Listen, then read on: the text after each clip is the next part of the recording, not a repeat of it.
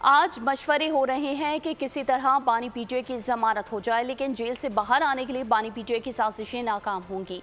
पाकिस्तान में दोबारा तरक्की ना आई तो कोई जज होगा और ना ही सियासतदान। वज़ीर आज़म का मुस्लिम लीग नून की जनरल काउंसिल इजलास से खिताब। कहा 2018 में नवाज शरीफ जीते हुए थे मगर उन्हें हरवा कर बानी पीटीआई को जितवाया गया। आज बानी पीटीआई का मकरू चेहरा दुनिया के सामने आ गया। वो अफवाज और शोहदा के खिलाफ जहर उगल रहे हैं। आज दिन रात ये मशवरे होते हैं कि किस तरह इसको जमानत पर रहा करके इसके तमाम जुराइम खत्म कर दिए जाएं। मैं आज कहना चाहता हूँ इमरान नियाज़ी, तुम्हारी ये तमाम साजिशें नाकाम होंगी अगर पाकिस्तान के अंदर तरक्की और खुशहाली दोबारा वापस ना आई तो ना फिर कोई जज होगा ना कोई सियासतदान होगा।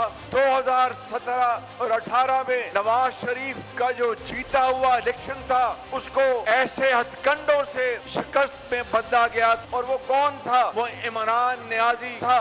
इमरान नियाज़ी आपका मकरू चेहरा पूरी कौम के सामने है। इमरान नियाज़ी, आपको बताना चाहता हूँ लंदन में आपने बैठकर पाकिस्तान की फौज और अफसरों और जवानों और शहीदों और गाजियों के बारे में जो आपने जहर उगला था, 190 मिलियन पाउंड वो नवाज शरीफ ने चोरी नहीं किए, वो इमरान नियाज़ी ने चोरी किए। नवाज शरीफ की खिदमात को इस तरह पूरी दुनिया में रुसवा करने की कोशिश की गई मगर आज उनके मुंह काले हो गए, नवाज शरीफ सरखरू हो गया।